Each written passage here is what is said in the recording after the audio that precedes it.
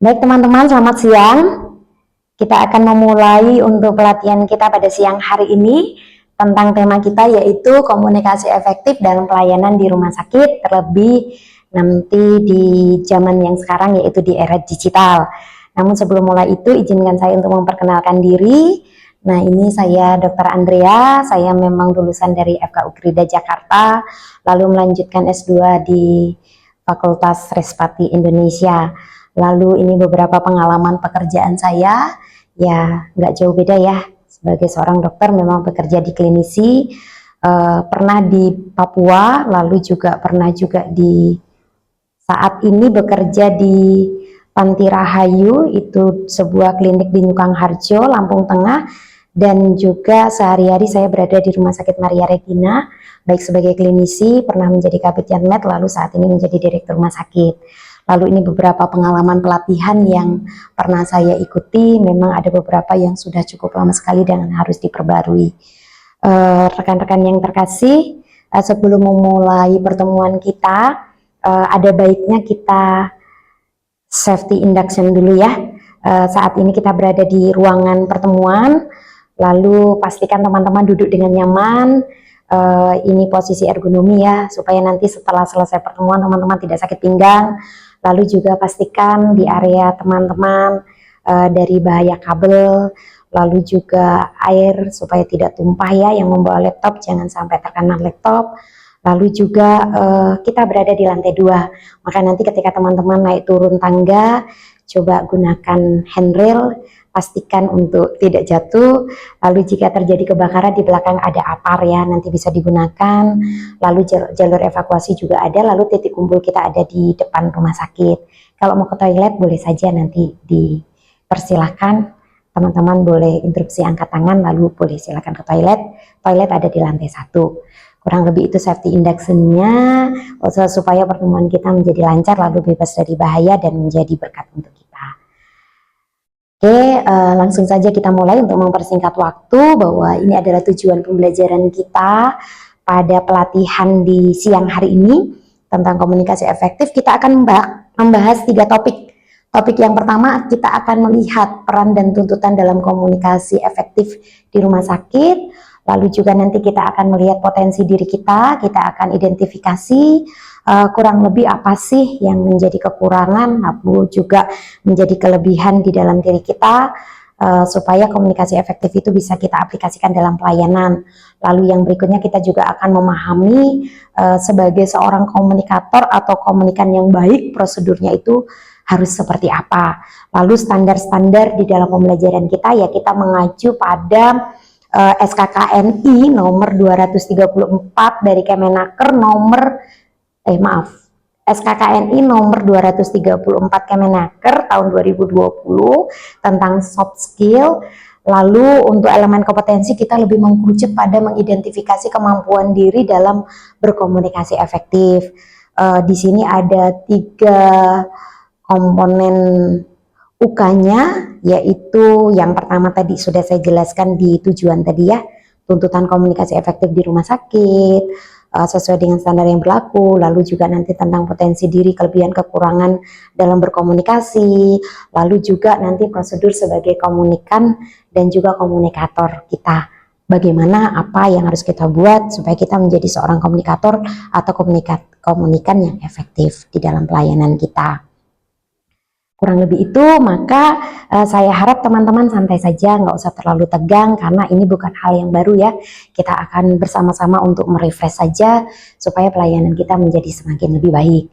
Baik, kita akan masuk yang pertama, yaitu peran dan tuntutan komunikasi yang efektif dalam pelayanan di rumah sakit, terutama di era digital ini. Berbicara tentang komunikasi efektif, yaitu kegiatan sehari-hari yang memang kita lakukan dalam pelayanan, baik itu komunikasi secara verbal maupun juga secara non-verbal.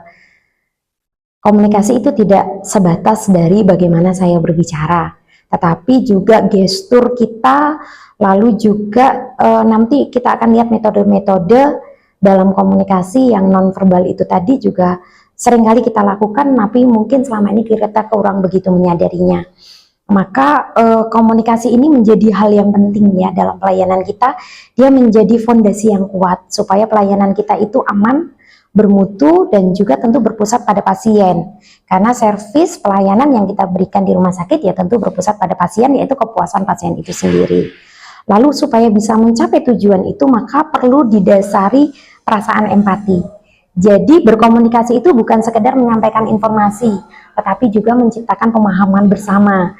Baik itu komunikasi dengan pasien maupun komunikasi dengan rekan kerja kita, dengan dokter, dengan sesama perawat, atau dengan tenaga non klinis. Pada intinya adalah tolong ketika kita berkomunikasi jangan hanya sebatas menyampaikan informasi, apalagi sambil lari. Karena tujuan dari komunikasi efektif adalah pemahaman bersama agar pesan yang kita sampaikan itu terwujud. Lalu tantangan yang saat ini terjadi adalah dunia digital. Di rumah sakit semua wajib untuk RME, tetapi ini bukan berarti bahwa kita harus melepaskan prinsip-prinsip komunikasi efektif, tidak. Justru di dalam rekam medik elektronik itulah kita ditantang, kita dituntut untuk mengaplikasikannya dalam metode-metode yang memang seharusnya ada. Lalu juga tantangan dunia digital ini menghambat kita untuk saling berkomunikasi dengan empati, dengan hati, begitu ya. Karena kita terkadang sibuk dengan handphone, sehingga dengan pasien kita terkadang komunikasinya terlalu cepat ke arah sana. Nah, ini tantangan-tantangan. Maka di era digitalisasi ini komunikasi efektif tetap sangat dibutuhkan.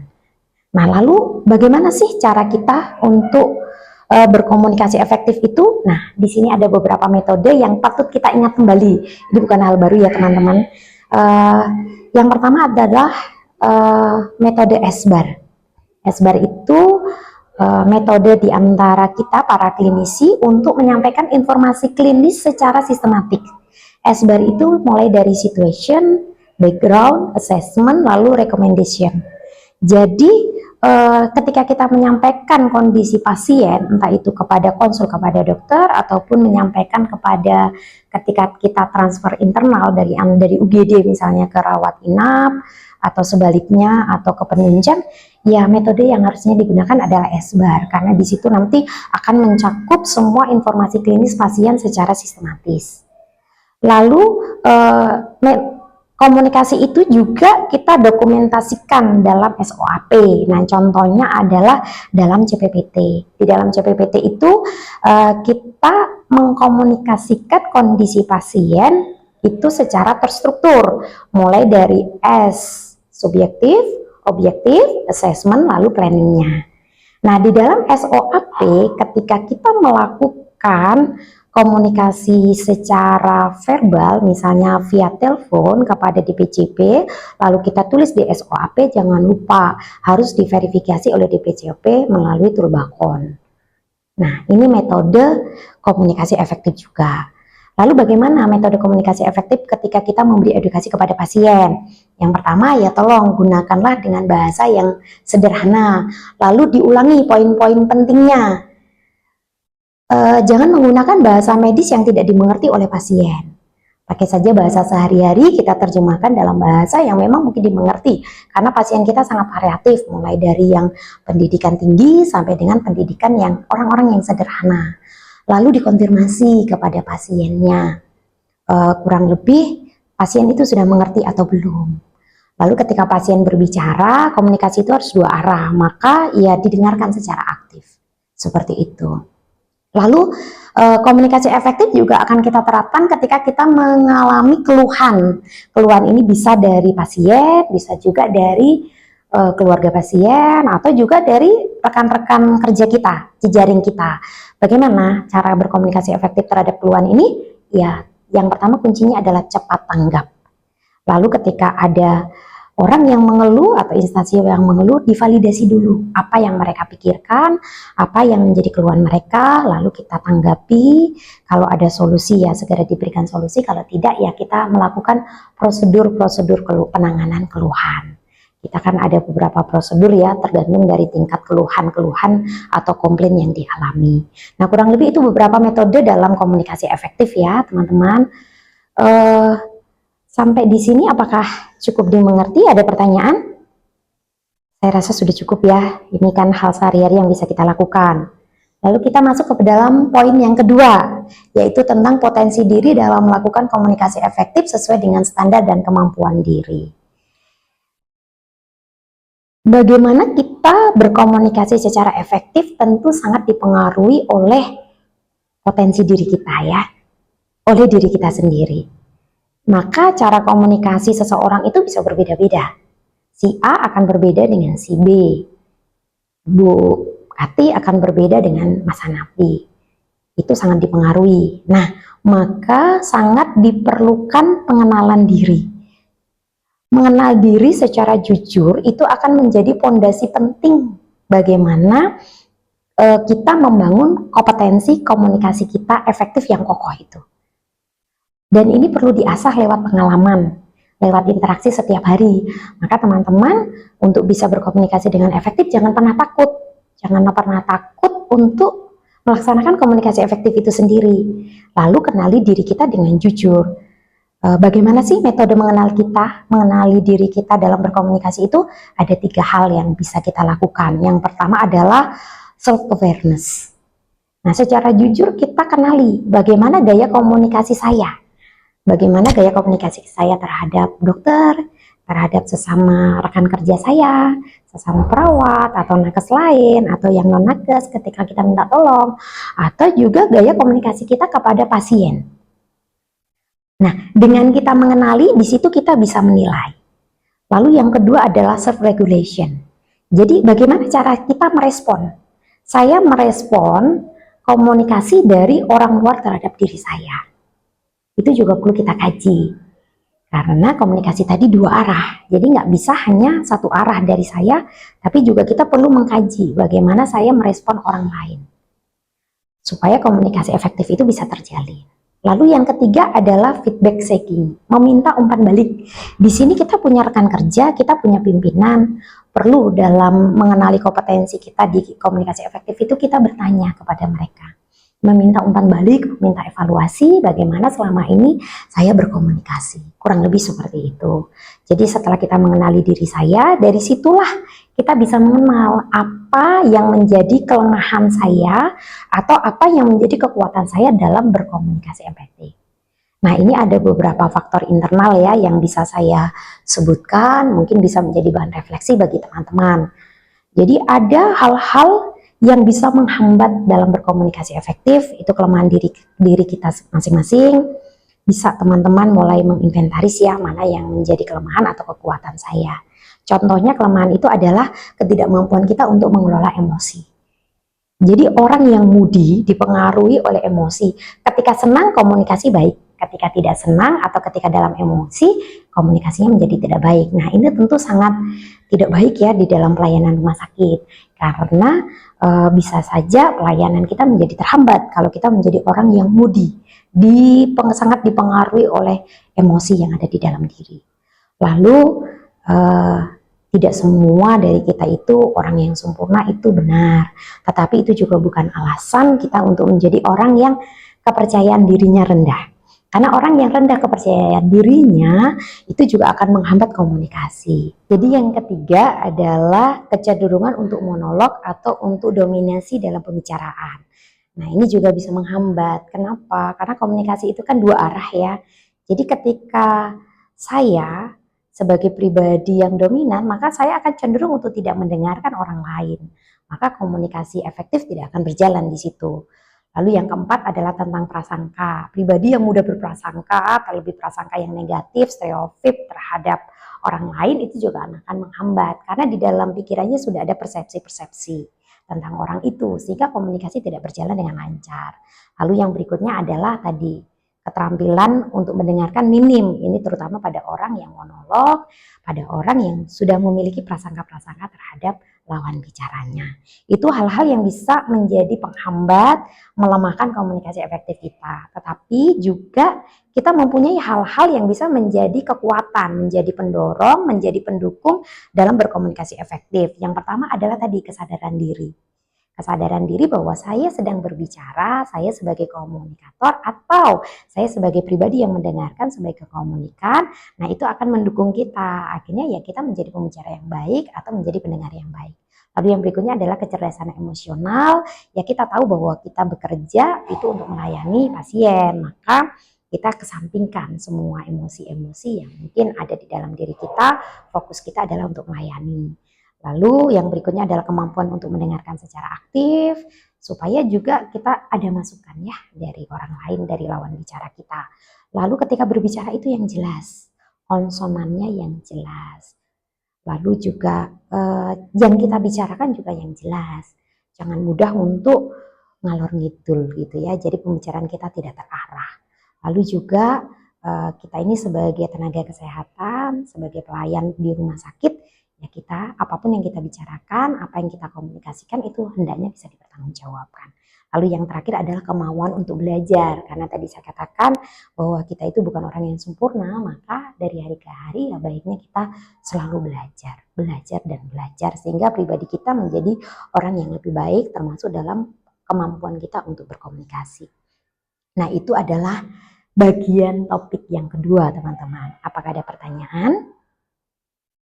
Cukup jelas ya? Oke, kita akan masuk bagian yang ketiga yaitu prosedur sebagai komunikator dan komunikan yang efektif sesuai dengan standar yang berlaku. Sebagai seorang komunikator, apa sih yang bisa kita lakukan supaya kita menjadi seorang komunikator yang efektif? Ada beberapa hal. Yang pertama adalah persiapkan komunikasi. Jadi kalau kita mau berbicara ya sapa dulu lawan bicara kita dengan sopan, mengenalkan diri, peran saya sebagai apa, lalu pastikan privasi, kenyamanan dari lawan bicara kita. Jangan berbicara tentang diagnosis di lorong rumah sakit, nah itu kan nggak nyaman ya. Contohnya seperti itu. Lalu yang berikutnya adalah penggunaan metode. Tadi di atas ada beberapa metode. Metode pembicaraan komunikasi langsung, komunikasi verbal, non-verbal, atau komunikasi tidak langsung. Nah, gunakan metode-metode itu secara tepat untuk menyampaikan informasi klinis secara sistematis. Lalu juga bahasa. Bahasa kita gunakan bahasa yang sederhana, penuh dengan empati. Perhatikan intonasi dengan ekspresi wajah ketika kita berbicara. Lalu yang berikutnya dikonfirmasi ulang kepada lawan bicara kita. Sudah paham atau belum? Di feedback kalau perlu diminta lawan bicara kita untuk mengulang. Lalu dokumentasikan apa yang kita komunikasikan tadi kalau memang itu diperlukan. Misalnya didokumentasikan dalam CPPT dengan tadi metode SWAP atau SWAPI, atau di lembar KIE, atau di form-form persetujuan, misalnya persetujuan untuk tindakan operasi, persetujuan rujuk. Nah, itu didokumentasikan seluruh komunikasi kita tadi. Lalu bagaimana menjadi seorang komunikan yang baik? Ini juga ada beberapa tips, teman-teman. Yang pertama adalah yuk dengarkan secara aktif. Kalau ada orang berbicara, tolong mendengarkan dulu. Tidak cepat-cepat menginstruksi, walaupun mungkin menurut teman-teman itu tidak baik. Lalu yang kedua, setelah kita dengarkan, kita pahami apa maksud dari pembicaraan itu. Apa yang pesan apa yang dikomunikasikan. Bila tidak paham, ya bertanya. Bertanya saja, tidak masalah. Ada umpan balik, ada dua jalur gitu ya, pembicaraan dua arah. Lalu kalau sudah paham, kita sudah mengerti, lalu memang kita menyetujuinya, ya dijalankan arahan tadi. Lalu yang berikutnya, kalau memang dibutuhkan dokumentasi untuk komunikasi, misalnya memang butuh persetujuan, ya kita tanda tangani, kita setujui. Karena partisipasi ini dari kita sebagai komunikan juga penting sekali dibutuhkan oleh komunikator. Kurang lebih itu. Jadi itu 3 hal yang kita bicarakan di dalam pelatihan ini teman-teman, dan harapan saya ya teman-teman bisa memahami. Jadi bisa disimpulkan bahwa komunikasi efektif itu sangat penting dan menjadi tuntutan regulasi dalam pelayanan di rumah sakit kita. Maka perlu kita untuk mengenali metode-metode apa yang cocok yang bisa kita pakai. Lalu untuk dapat berkomunikasi efektif tadi penting untuk mengenali potensi yang di dalam diri kita. Apa yang melemahkan, apa yang mendukung atau menjadi penguat. Ya itu yang kita perbaiki atau itu yang kita tingkatkan. Lalu belajar juga lah untuk menjadi seorang komunikator yang baik atau komunikan yang baik juga. Sehingga pelayanan di rumah sakit kita bisa berjalan dengan lancar. Kurang lebih itu. Lalu ini menjadi sebuah refleksi ya teman-teman ya. Mungkin dari sini nanti dalam pelatihan ini hal yang bisa dibawa pulang oleh teman-teman. bagaimana sih selama ini saya berkomunikasi di dalam pelayanan? Metode yang sudah saya gunakan apakah sudah tepat? Lalu potensi diri saya, kelemahan, kekurangan saya bagaimana? Lalu prosedur-prosedur dalam sebagai komunikator atau komunikan tadi apakah sudah saya terapkan? Nah, ini yang menjadi evaluasi kita, lalu ke depan itu yang akan kita laksanakan. Maka nanti tugas untuk di rumah teman-teman adalah coba dibuat implementasi komunikasi efektif di pelayanan kita selama ini. Misalnya teman-teman yang di UGD, bagaimana implementasi komunikasi efektif di UGD? Yang dirawat inap bagaimana? Yang dirawat jalan bagaimana? Lalu tadi diinventaris potensi-potensi dirinya. Sehingga setelah kita inventaris, kita kenali, nah ini bisa meningkatkan peran kita sebagai komunikator atau nanti sebagai komunikan yang baik untuk pelayanan kita ke depan. Nah, kurang lebih itu yang bisa saya sampaikan di dalam pelatihan ini teman-teman. Maka teman-teman boleh mulai untuk mengerjakan tugasnya dan semoga pelatihan ini bermanfaat untuk pelayanan kita ke depan. Dan sebagai akhir kata, ini ada seorang yang mengatakan bahwa komunikasi itu adalah seni. Maka gunakanlah hati untuk menampilkan keindahannya saat kita melakukan komunikasi efektif. Kurang lebih itu, terima kasih banyak untuk perhatiannya dan semoga bermanfaat. Tuhan memberkati. Terima kasih.